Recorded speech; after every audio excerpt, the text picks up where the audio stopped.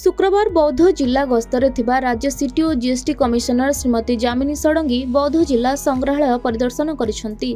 श्रीमती षडंगी को संग्रहालय परिसर रे जिला संस्कृति अधिकारी अक्रूर जानी और जिला सूचना लोकसंपर्क अधिकारी रीता कांति बलियार सिंह पुष्पगुच्छ उत्तरीय दे संबर्धित करथिले।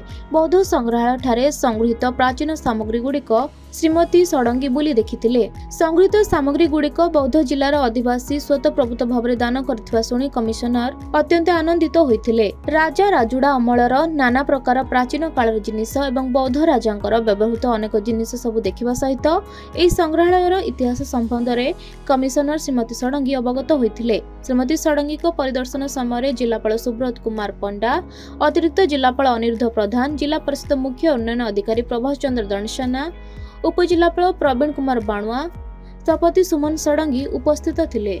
बौद्धरू जानंद मिश्रଙ୍କ रिपोर्ट, खबर ओडिशा।